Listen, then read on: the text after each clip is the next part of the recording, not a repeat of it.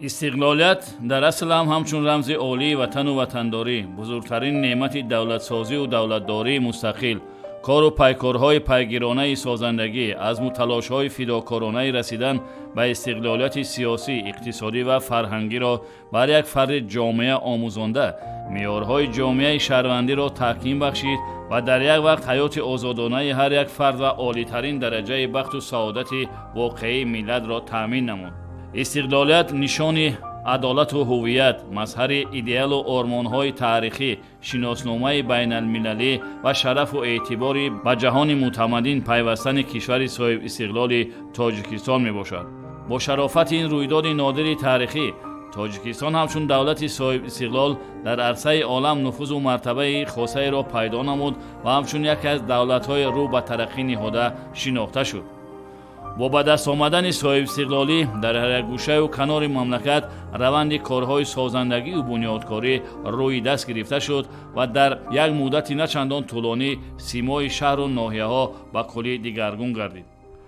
ноҳияи Аш яке аз ноҳияҳои дурдастарини ҷумҳурӣ ба ҳисоб рафта, наслими гӯҳарбору накадафзои истиқлолият ба ин гӯшаи дурдасти диёр низ сафаю сахо ва ободкорию созандагӣ овард ва бо бунёд ва қомат афрохтани садҳо биноҳои таъиноти гуногун ноҳия ба як гӯшаи сарсабзу шукуфои мамлакат табдил ёфт. дар партави истиқболи сазовор аз 35-солагии истиқлолияти давлатии ҷумҳурӣ дар ноҳия нақшаи мукаммали чорабиниҳо таҳия гардида, аз рӯи он корҳои амалӣ бо маром ҷараён дорад. мақомоти иҷроии ҳукми давлатии ноҳияи Ашт ва кулли фаъолони ноҳия, меҳнаткашон, сокинони ноҳия барои истиқболи ҷашни 35-солагии истиқлоли давлатии ҷумҳурии Тоҷикистон дар ин давра дар 5 моҳи соли 2023 садоқатмандона меҳнат намуда, дар ҳамин соҳаи хоҷагии халқ ба натиҷаҳои назаррас ноил гаштанд. аз он ҷумла баҳри ғанӣ гардондани буҷети давлатӣ, иҷроиши нақшаи андози давлатӣ 113.1% бо ҳамин намудҳо иҷро карда шуд. баъри рушди соҳаи саноат, саноати кунонӣ бо сурати кишвар ки ҳадафи чоруми миллӣ ба ҳисоб меравад, дар соҳаи саноат сурати афзоиши истеҳсоли маҳсулот дар 5 моҳи соли 2023 нисбат ба соли гузашта ба 149.6% ба иҷро расонда шуд. ҳамин намуд маҳсулотҳои асосӣ нисбати соли гузашта афзоиш ёфтанд. бо дар назардошти қабул гардидани солҳои 2022-2026 ҳамчун солҳои рушди саноат, дар ноҳия тадбирҳои муҳим рӯи кор омада, бунёди як қатор корхонаҳои саноатӣ ба нақша гирифта шуда, сохтумони қисмате аз онҳо шурӯъ гардидааст. аз ҷумла сохтумони корхонаи ресандагӣ ки барои коркарди нахи пахта ва истеҳсоли ришта нигаронда шудааст, идома дошта, дар ин иншооти муҳими саноатӣ корҳо бо суръат идома дорад.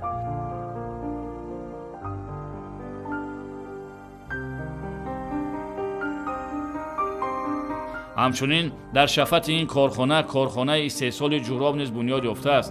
корхона бо дастгоҳ ва таҷҳизоти муосир таъмин буда, ин корхона дар арафаи ба истифодадиҳӣ қарор дорад.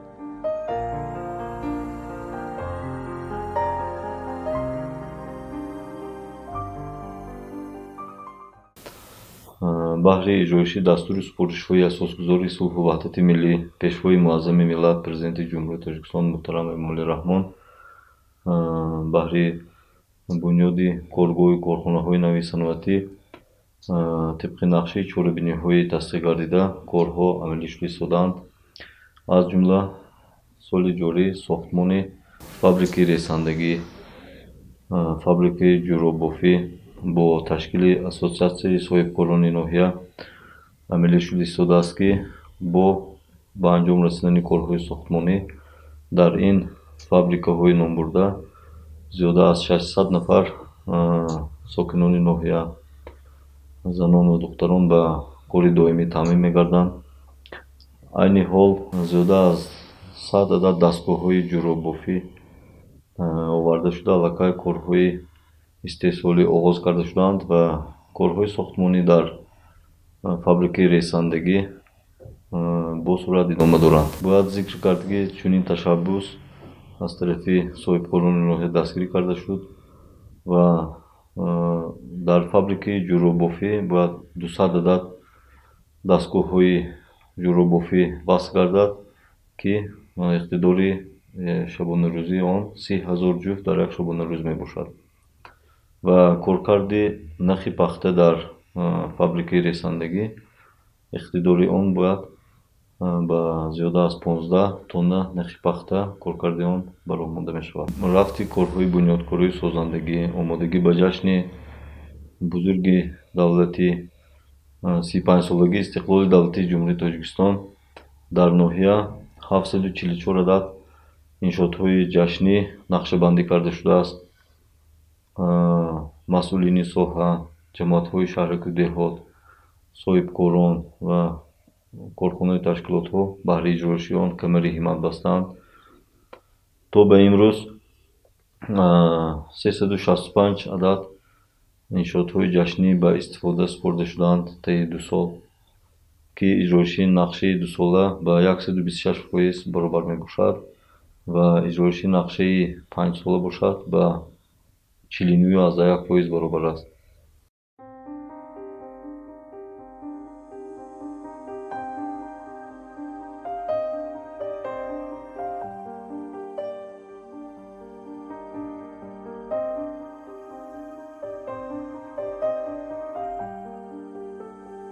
соҳаи асосиро дар ноҳия кишоварзӣ ташкил медиҳад ва асоси соҳаи кишоварзии ноҳия боғдорӣ мебошад. парвариши зардолу дар ноҳия хело хуб ба роҳ монда шуда, бештари заминҳои боғро дар ноҳия зардолузор дар бар мегирад. дар ноҳия аз соли 2020 то соли 2023 400 гектар боғи зардолу бунёд гардид. ҳамин тариқ майдони умумии зардолу дар ноҳия ба 18 000 гектар расонда шуд. аз ин майдон дар 11 000 гектари он навъҳои наву сероҳзили зардолуи ба шароит ва иқлими маҳал мутобиқ аз қабили мирсанҷалӣ, бобоӣ, исфарак, офтобак ва тоҷибой мебошад. ба мусоид омадани обу ҳавои имсола ҳосил дар боғоти зардолу хело ҳам фаровон мебошад ва аҳли заҳмати ноҳия имрӯзҳо ба ҷамъоварӣ дастҷамъонаи он шурӯъ намуданд. дар баробари оне ки боғдорони ноҳия меваи тару тозаи зардолуро ҷамъоварӣ намуда ба фурӯш мебароранд, ҳамчунин ба хушконидани он низ машғуланд ва ҳамасола садҳо тонна меваи хушк истеҳсол ва ҳам ба дохил ва ҳам ба хориҷи мамлакат ба фурӯш бароварда мешавад.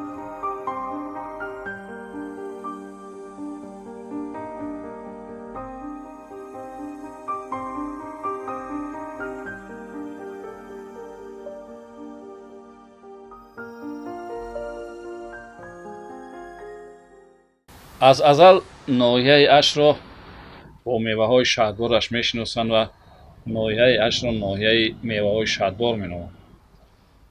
ва чун имрӯз мо меҳмони ин ноҳия гардидем ва мебинем, ки мардум пайи ғун доштани ҳосили боғоти худ ҳастанд. ва имсол ҳосилам хело фаровон аст ва инам аз меҳнати бобаракат, аз заҳмати марди боғбон шаҳодат медиҳад. айни замон мо дар яке аз хоҷагиҳои деҳқонии ноҳия, хоҷагии деҳқонии кӯҳсор қарор дорем ва мебинем, ки дар ин хоҷагӣ ки 14 гектар замини боғ мавҷуд аст, ҳосилам хело фаровон аст ва имрӯз аҳли заҳмати хоҷагии пайи ҷамъоварии ҳосил, пайи хушк кардани он машғул ҳастанд. хуб, мо аз сарвари хоҷагӣ исомуддин одирматов хоҳиш кардем, ки дар бораи заҳмати кашидаашон, дар бораи нигоҳубину парвариши боғ, албатта ҳар як ниёл ҳукми тифлро дорад. агар ба он муносибати нек кунӣ, онро сари вақт нигоҳубин кунӣ, тарбияи хуб кунӣ, албатта бебаҳра намемонӣ.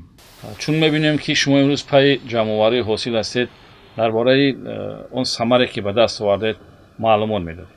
соли 2004 мо ҳамин замина гирифта, замини тогзори хушрагӣ буд, боғ ташкил кардем. 13 гектар боғи зардолӣ. انا حاضر 19 ساله شد با حوصله نغز به درآمدگی نغز حاصل گرفتیم آدم ها اومده کار میکنن بیان زندگیشون نغز میگه زندگی مهم نغز چند نفر در خواجگی شما با کار مشغول هستند و شرایط کاری در خواجگی در کدام سطح قرار دارد؟ حاضر 40 نفر کار در مفسیم کار میکنن دیگر وقت اویلوی کار میکنن رحمت به جناب اولی که هم خیلی زمین دیخون به دادن دیخون گرون زمین کار فرمود زندگی خودش هم را رفت نقش شد برای بزرگم بوسله خوشکاری میبریم میفروشیم خلق هم ناز رسیه هم میبرن میوه با وقت میپختگی با وقت بازار رسیه بکنده میبرن مسلم است که آن وقت حاصل دلخواه به دست آوردن ممکن است که البته قاعده های باغ و باغداری و یعنی که اگرتکنیکای نگهبانی و پرورش باغ را رعایت کنید. می‌افتید که شما چگونه کارهای اگرتکنیکی را برای گرفتن حاصل استفاده می‌برید؟ دوری دادن در کار برای درخت نقش شدن آبش وقتشان دادن نگاشتن در کار سونی زمین نقض میشد خراجات نکنه زمین نقض نمیشد خراجات میکنه حاصل نقض میگیرید ما هر سال یک بار دو بار دوری میتیم درخت به در روز به یک بار اوم میتیم همه به درخت نقض اوبم هم نقض سپاش برنامه‌ش ما یک روز تیز درست میکنیم برای بو گنده نشدن نقش شدنش درست کرده با اوب میتیم نقض میشد همین سال نه حاصل نقش شدگی 20 تن حاصلی خشک میگیریم از 13 هکتار 20 تن حاصلی خشک میگیریم از 100 تن 20 تن میشه شوربه یک هم خیلی خوش میشه اول میوه رو میارشونیم جمع کرده پادون ها است پادون ها رو میگیریم 10 کیلو زردالو میگیرد جای بوق میکردگی به میچینیم بوق مونده شبونه تا سحر بو از بوق گرون آفتابه تونیگ میکنیم یک روز دو روز میستاد بعد دونکشه میگرفتگی میشد جای سلقیم به میگیریم زنها میبیان دونکشه میگیرن برگگ میشن برگه که با آفتابه میمونیم یک روز دو روز میذاره خوش میشه سکلاربه میدارن دونکشه دستای مخصوص است مغزش میبریم بزرگ میبریم میخرن میفروشیم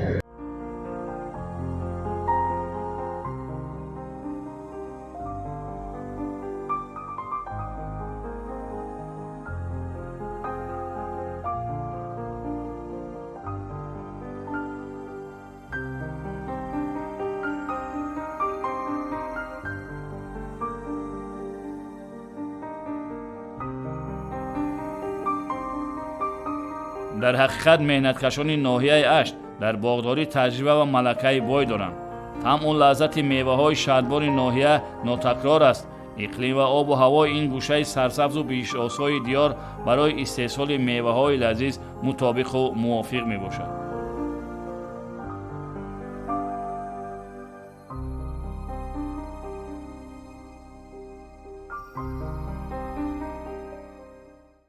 соли ҷорӣ аз санаи 1 апрел ҳамин пойгоҳҳои обкашӣ ба кор оғоз карданд.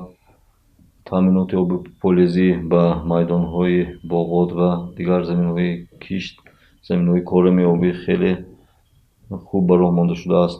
бевосита дастгирии ҳукумати ҷумҳурии Тоҷикистон эҳсос карда мешавад барои таъмиру тармимӣ ва саривақт омода намудани пойгоҳҳои обкашӣ бо маблағҳои зарурӣ таъмин карда шуданд. имсол мардуми ноҳия махсусан боғдорон ҳосили фаровон ба даст овардан. айни ҳол дар боғоти ноҳия ки зиёда аз 18 000 гектар боғҳои зардолу мавҷуд аст ҳосили зиёд ба даст оварда шуд ва аз санаи 10 майи соли ҷорӣ оғоз карда содироти меваи содироти зардолу аз аввали моҳи июн оғоз шуда содироти гелоз ба роҳ монда шуд. бо дастгирии мана ҳукумати ҷумҳурии Тоҷикистон, мақомоти иҷроиёкни давлатӣ вилояти Суғд тариқи равзана содирот дар ноҳия ба роҳ монда шуд. айни ҳол то ҳамин рӯз 236 автомошинаҳои боркаш ба шаҳрҳои Федератсияи Россия ва ҷумҳурии Қазоқистон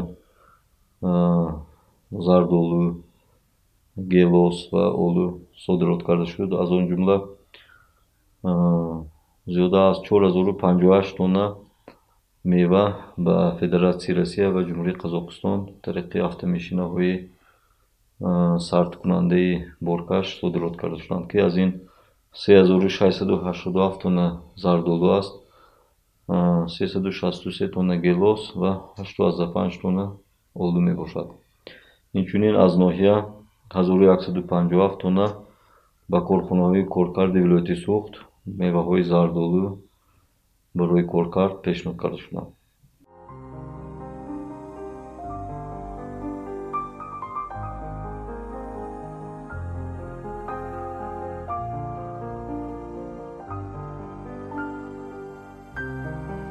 об омили асосии рушди соҳаи кишоварзӣ ба ҳисоб меравад.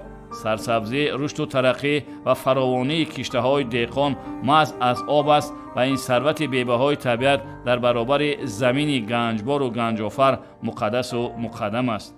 пойгоҳи обкашӣ рақами яке аз калонтарин пойгоҳи обкашии ноҳия ба ҳисоб меравад.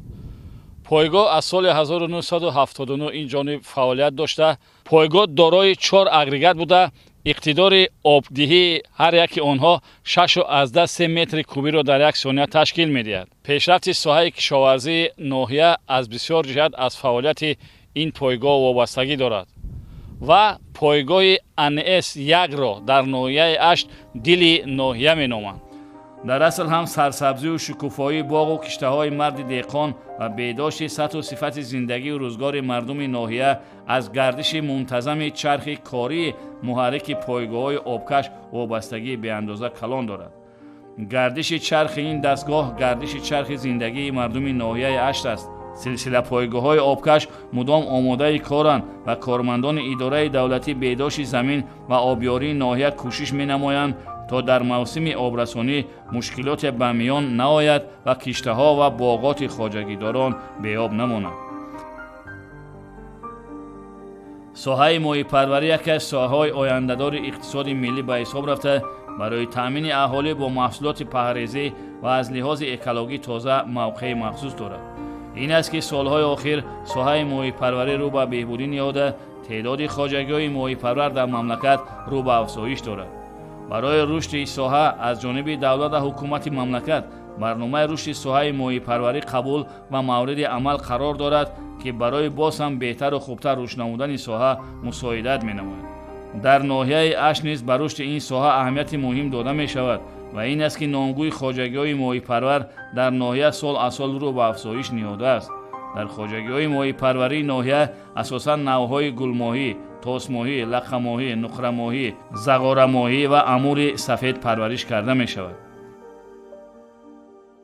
ҷамъияти дорои маслиҳати маҳдуди рахшонакӣ таи солҳои 5 соли охир бо парвариши моҳӣ ва нисбати рушди моҳипарварӣ як қатор корҳоро анҷом дод. аллакай имрӯз ман гуфта метавонам, ки масоҳати ҳавзҳои мо ба 72 гектар расонида шудааст. дар ин ҳавзҳо парвариши моҳиҳои сазан, амури сафед, пешони паҳ ба роҳ монда шудааст. имсол мо иқдом гирифтем, ки дар ин ҳавзҳо аввалин шуда парвариши ба таври интенсивӣ, яъне ба маънои онро дорад, ки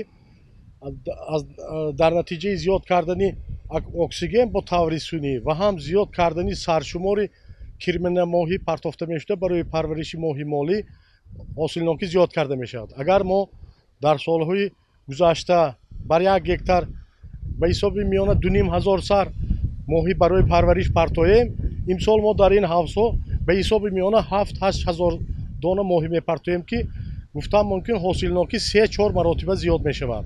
дута ҳавзе ки мо ин корро ба роҳ мондем, ҳар кадоми ҳавзҳо зиёда аз 4 гектарӣ мебошад. дар ин ҳавзҳо ба ҳисоби миёна 32-35 ҳазорӣ моҳӣ партофта шудааст ва парвариш ёфта метавад. ман боварӣ дорам, ки албатта ин натиҷа метиҳад, ҳосилнокӣ баланд мешавад, пешкаши дастархони мардум мешавад. бо шарофати соҳиби истиқлолии мамлакат дар дигар соҳаҳои хоҷагии халқи ноҳия дастоварду натиҷаҳои неку назар аст ба каф омаданд, ки ин ҳама аз баракати истиқлолият ва меҳнати самаровари мардуми меҳнатқарини ноҳия ба даст омадааст. ташаббусҳо аз тарафи соҳибкорони ноҳия ва дигар шахсони масъул барои амалӣ намудани ва иҷро намудани нақши пешгирифташуда бо сурат идома ёфта истодааст ва мо кӯшиш ба харҷ медиҳем, ки бо дастовардҳои назаррас барои пешвоз гирифтани ин ҷашни бузург боз ҳам зиёдтар иншоотҳои ҳаётан муҳим иститоъ намоем. баҳри таъмиру тармими роҳҳои автомобилгард низ давоми соли ҷорӣ ва соли гузашта низ корҳо идома ёфта истоданд. соли гузашта дар ноҳия ба миқдори зиёда аз 8 миллион сомонӣ корҳои таъмири роҳҳои ҳам аҳамияти ҷумҳуриявӣ дошта, ҳам аҳамияти маҳаллӣ дошта ва ҳам аҳамияти байналмилалӣ дошта ба анҷом расонида шуданд. имсол низ корҳои таъмирӣ ба нақша гирифта шуданд ва 146 километр роҳҳо бояд аз таъмир бароянд ва то ба имрӯз 47 километр роҳҳо таъмир карда шуданд ва корҳо идома доранд. мо нақшаҳо дорем, ки бо ҷалби соҳибкорон, шахсони саховатпеша ва истифодаи дигар сарчашмаҳои маблағгузорӣ пурра ҳамин роҳҳои ноҳияро аз таъмир барорем ва мунфаршкунии пурраи роҳҳо, таъмирии асосӣ дар чиқеле ки соли гузашта дар якчанд деҳаҳо бисёр бо ташаббусҳои хуб мардум баҳри таъмири роҳҳо камари ҳиммат баста буданд, имсол низ чунин ташаббусҳо давом меёбанд.